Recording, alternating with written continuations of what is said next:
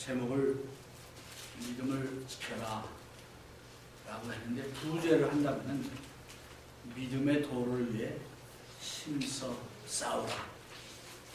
이게 유다서의 말씀입니다.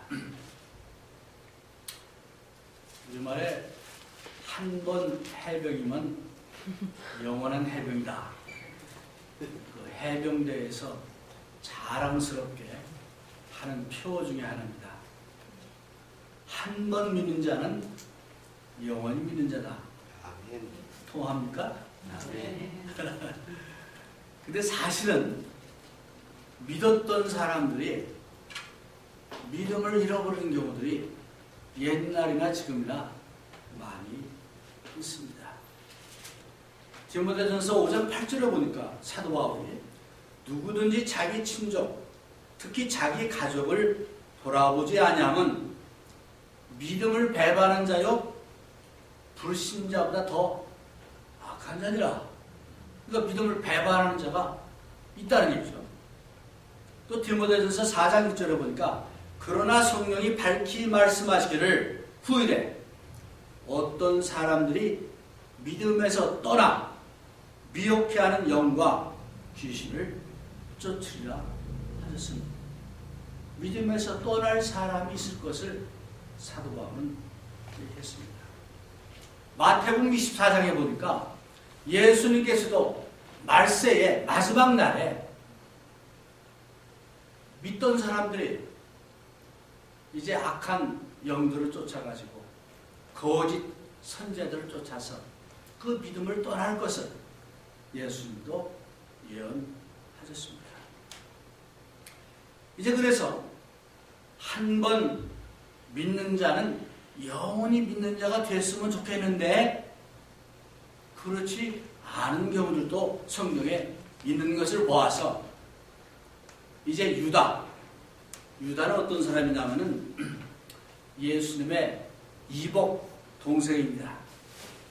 그래서 유다하고 야고보가 예수님의 이복 동생 중에 하나인데, 야고보는 예루살렘 교회에서 아주 유명한 아주 지도자가 됐죠. 그래서 이분들이 예수님이 복음을 전하고 돌아다니실 때는 안 믿었어요, 예수님을. 그러다가 부활한 다음에 이제 진짜 예수님을 영접한 겁니다. 그러한 이 사람들이 아주 엄청나게 초대교회에 영향을 많이 끼쳤던 분 중에 하나입니다. 그 유다가 가만히 보니까 구원에 대해서 이제 참 복음을 전하고 얘기했는데 그것만 가지고 안 되겠다 라고 느낀 거예요. 그래서 그 초대교인들을 향해서 한 말이, 모든 성도에게 단번에 주신 믿음의 도를 위해서 우리가 예수님을 믿고 구원받은 것은 이 성경에 다 나와 있어요. 그래서 그 말이 단번에 주신 믿음의 도를 위하여 힘써 싸우라. 이런 메시지를 전해야 될 필요성을 느껴가지고 쓰는 것이 유다서입니다. 그래서 유다서 하면은 특별히 잘못된 예수님의 그 도를 잘못 믿는 그런 사람들에 대한 경고, 그런 사람들에 대한 경각심을 주는 그 편지가 유다서입니다. 그러면 여기서 그 유다가 왜 이런 필요성을 느끼게 되느냐?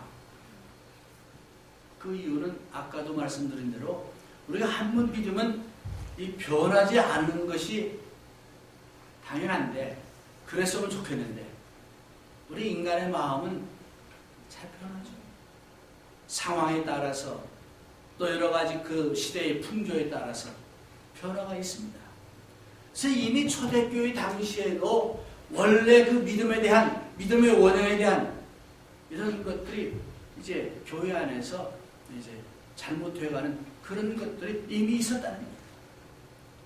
사도 바울이 예배소 교회 장로들을 불러다 놓고 사도행전 20장에 보니까 이제 나중에 너희들 중에, 장로들 중에 거짓 교사들이 날 것이다. 바울은 그랬어요. 사도 베드로는 뭐라 그러냐? 마지막 날에 사탄은 우는 사자처럼 너희를 삼키려 할 것이다. 경고했어요. 그렇기 때문에 우리는 우리의 믿음을 위해서 힘써 싸우라. 그래서 그냥 뭐 왔다 갔다 하고 또 그냥 예배를 드리고 그러면 우리의 믿음이 지켜지는 게 아니고 힘써 싸워라. 그런 얘기예요. 그러면서 그 교회 안에도 교회 안이라는 얘기는 교인들 안에, 교회 지도자들 안에 또 이런 거짓 교사들이 들어와서, 이게 표현해 보니까 몰래 들어와서, 그렇죠? 가만히 들어왔다. 그 표현이 그거예요. 가만히 들어왔다. 그러니까 가만히 들어온 사람은 잘 모르죠. 그 사람이 진짜인지 가짜인지 몰라요. 요즘 한국의 그 세월호 사건으로 상당히 여러 가지 많은 참 논란들이 있는데, 가만히 교회에 들어온 사람들에 의해서 그리스도의 복음이 잘못 사람들에게 알려집니다. 그래서 가만히 들어온 그런 잘못된 그 예수님의 복음을, 예수님의 말씀을 가르치는 그런 사람들을 주의하라. 그래서 이 유다서에 지금 우리가 읽은 이 본문 처음부터 끝까지 쭉 보면 크게 두 가지예요. 이제 우리가 힘써 싸우기 위해서 크게 두 가지야. 오늘 그것만 기억하면 돼. 첫 번째는 거짓 교사들을 주의하라. 거짓 교사. 어떻게 거짓 교사들을 우리가 주의하고 알 수 있느냐, 그런 비결을 여기서 얘기하고 있습니다. 두 번째는 우리의 믿음을 강하게 해서 믿음을 이렇게 세워라, 건축하라 라고 여기 표현을 하는데, 믿음을 세우는 겁니다. 그래서 크게 두 가지만 기억을 하는데, 첫 번째, 거짓 교사들을 주의하라 라고 하면서 유다 저자는 그 세 종류의 그룹을 소개하고 있습니다. 시간 관계상 우리가 읽지 않았는데 세 부류를 얘기하고 있어요. 어떤 부류냐? 5절에 보니까 너희가 본래 범사를 알았으나 내가 너희로 다시 생각나게 하고자 하노라. 주께서 백성을 애굽에서 구원하여 내시고 후에 믿지 아니한 자들을 멸하셨으며, 믿지 아니했던 이스라엘 백성, 이 그룹을 얘기하는 거예요. 이게 무슨 얘기냐? 모세가 에집트에서 이스라엘 백성들을 구원해냅니다. 하나님께서 모세를 통해서 구원해내셨어요. 근데 광야 생활할 때에 그냥 계속해서 문제를 일으키고 하나님의 명령에 불순종하고, 특별히 처음에 이제 데리고 나왔을 때 그 이제 12 정탐꾼을 보내잖아요. 그렇죠? 갔다 와가지고 엉뚱한 소리 하는 거예요. 하나님의 능력과 하나님의 어떤 섭리 가운데서 그들 구원받은 것을 잊어버리고, 아유 거기 갔다가 큰일 납니다. 우리 힘 가지고는 상대가 안 됩니다. 우리는 메뚜기만도 못합니다. 뭐 이런 보고를 하니까 온 백성들이 막 그냥 울면서 모세를 죽이려고까지. 즉 하나님의 그 권능을 믿지 않았던 그 불신 세력을 얘기하고 있습니다. 그래서 그 이스라엘 백성들이 광야에서 생활할 때에 항상 보면은 하나님께서 이렇게 하라 할 때 저렇게 하고, 우상 섬기지 말라 할 때 우상 섬기고, 뭐 하는 그런 부류들. 결국 그 사람들 때문에 이스라엘 사람들이 얼마나 헤맸어요? 40년을 헤매도록 하면서 그렇게 불신했던 사람들 다 이제 죽게 하고, 그 사람 다 죽게 하고, 그 다음에 태어난 세대들만 가나안 땅에 들어가게 하신 것, 이런 풍요입니다. 우리 거짓 교사 하면 첫째 부류는 뭐냐? 이런 부류예요. 하나님의 능력을 불신하고 하나님의 권위를 무시하는 그런 부류를 얘기합니다. 두 번째 부류 보니까 여기에 하늘의 천사들에 대해서 얘기하고 있습니다. 하나님의 뜻을 저버린 그런 천사들이 있었습니다. 그래서 이 천사들을 이제 하나님께서 결국 벌하셔서 쇠사슬로 묶었다라고 표현을 하고 있습니다. 6절에. 그래서 이런 부류들, 이도 마찬가지예요. 하나님의 명령을 어기고 스스로 하나님처럼 행하려던 그런 부류들. 그 얘기합니다. 세 번째 부류는 어떤 부류입니까? 소돔과 고모라와 그 이웃 도시. 어떤 사람들이냐? 마찬가지로 하나님의 계명대로 하나님 뜻대로 행하지 않고 도덕적으로 이제 또 성적으로 물러난 그런 생활을 했던 그런 부류를 얘기하고 있습니다. 그래서 이런 사람들이 그때뿐 아니고 이 책이 쓰여질 그 당시에도 그런 하나님의 권위를 무시하고 하나님의 그 계명을 어기고 하는 그런 무리들이 가만히 교회에 들어와서 그렇게 하는 것을 경계하는 그런 말씀입니다. 그 다음에 또 보니까 세 사람의 이름을 들어가지고 가만히 들어온 그 거짓 그 선생님들, 거짓 교사들을 이제 여기서 이제 소개를 합니다. 첫 번째는 가인. 가인이 참 성경에 보면은 아주 첫 번째 살인자요, 첫 번째 참 자기 형제를 죽인 아주 그런 못된 사람으로 나오죠. 그럼 가인이 왜 그렇게 못된 사람이 될 수밖에 없었나? 우리가 아는 대로 이제 하나님께서는 하나님께 제사를 드릴 때는 그 짐승의 피로 이렇게 하나님께 드리도록 이렇게 되어 있죠. 그런데 가인은 하나님의 명령대로 하지 않고 자기 생각대로 자기는 농사꾼이니까 나는 짐승을 안 하고 나는 내가 농사진 곡식을 가지고 드리겠습니다. 드린 거예요. 그 말은 뭐냐면 하나님이 원하시는 방법대로 하지 않고 하나님의 참 뜻대로 하지 않고 자기 뜻을 앞세워서 했던 그런 사람. 그렇기 때문에 그 가인의 제사를 하나님이 받지 않으셨습니다. 네. 결국 그는 하나님께 이제 참 정죄를 받고 참 떠도는 그런 사람이 됐죠. 그래서 하나님의 그 뜻대로 또 하나님의 방법대로 하지 않고 자기 뜻대로 제사를 드렸을 때에 그 제사를 하나님이 어떻습니까? 오늘 우리가 하나님께 예배드릴 때 또 하나님을 섬길 때 하나님이 원하시는 바가 무엇인지 생각하지 않고 내 뜻대로 내 원하는 대로 내 방법대로 한다라고 하면 하나님은 그때나 지금이나 마찬가지입니다. 그 제사, 그 믿음 받아들이지 않으신다.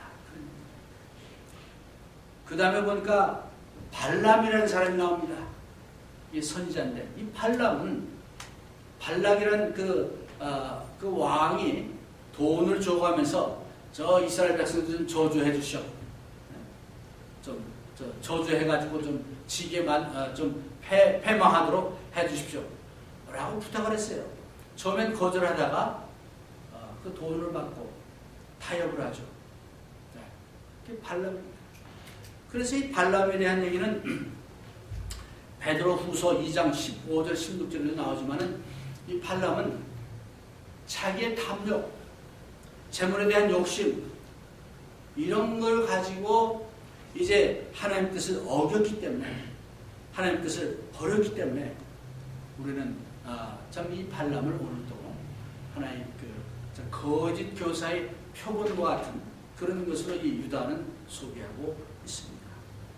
골로새서 2장 5절 6절에 보니까 그리스도를 주로 받았으니 그 안에서 행하되 그 안에 뿌리를 박으며 세움을 입어 교훈을 받은 대로 믿음에 굳게 서서 감사함을 넘치게 하라 라고 바울 사도는 골로새 교인들에게 얘기하고 있습니다. 즉 오늘 우리의 믿음은 어디에 불을 둬야 하냐? 예수 그리스도 안에. 우리의 믿음은 어떤 믿음이냐? 예수 그리스도를 주로 받는 믿음, 예수 그리스도의 참 십자가의 그 믿음, 부활의 믿음, 부활의 소망, 그런 믿음을 가져야 하는데 오늘날 소위 현대 뭡니까? 자유주의 신학이니 뭐 사회복음이니 이런 데서는 그런 것보다는 어떤 사회적인, 예수님께서 이 땅에 오셔가지고 뭐 사회적인 어떤 그 평화나 사회적인 그 균형이나 이것만 강조하는 것이 아닌데도 불구하고 그렇게 잘못.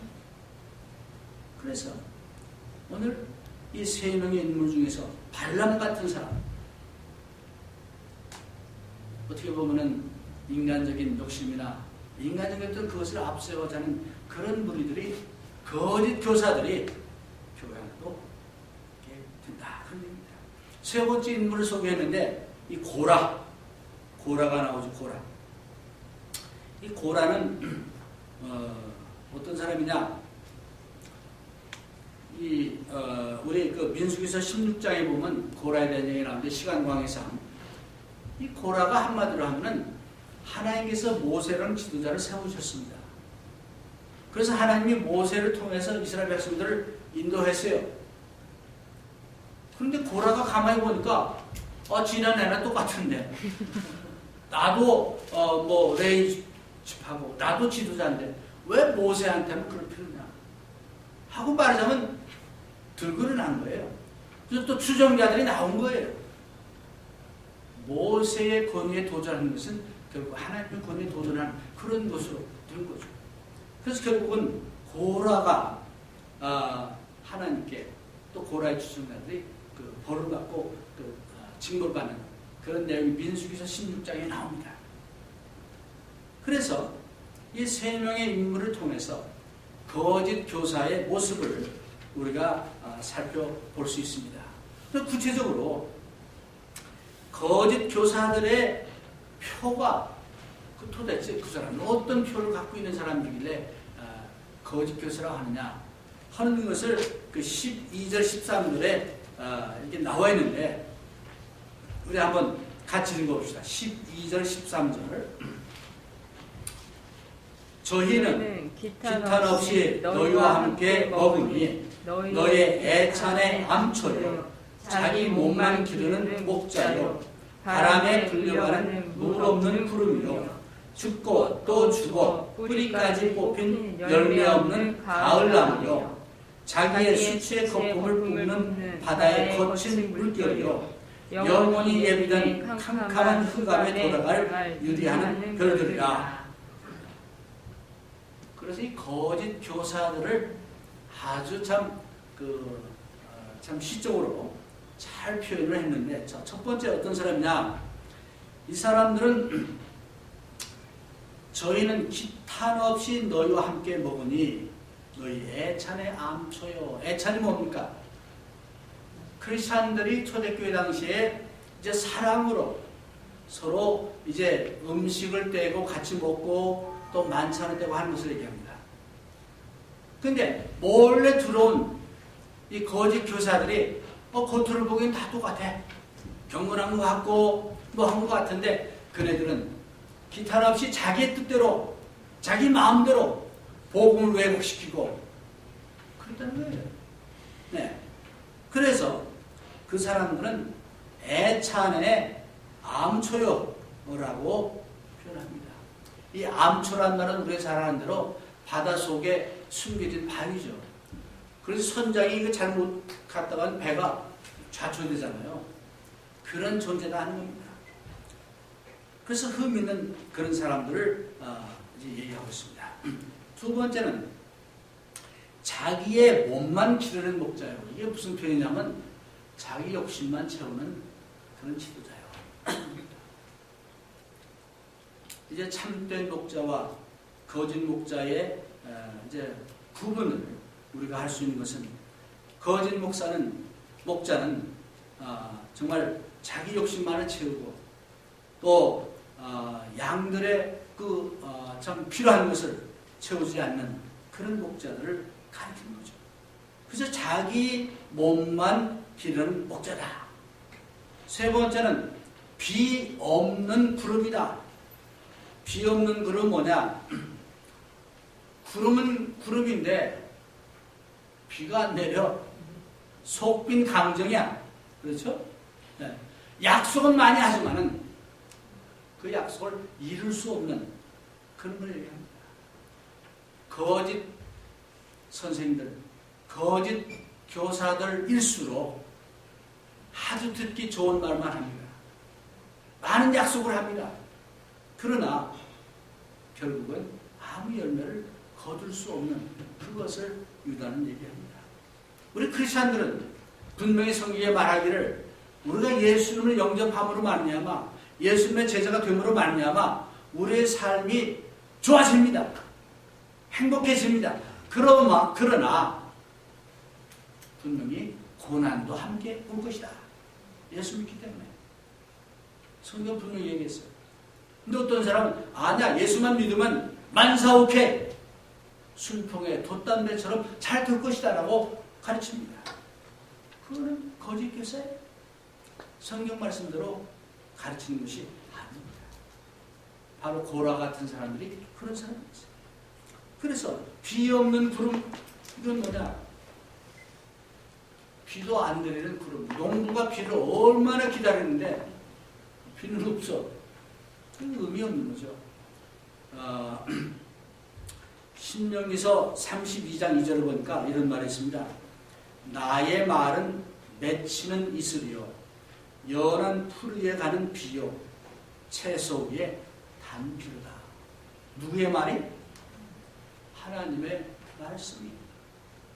그래서 우리가 정말 구름 없는 비 없는 구름이 되지 않으려면 뭘 해야 하냐면 하나님의 말씀을 가르치고 전해야 하는데, 하나님의 말씀이 아니면 내 말을 전하고 내 철학을 가르치고 하는 그런 거짓 교사들을 따르지 말아야 합니다.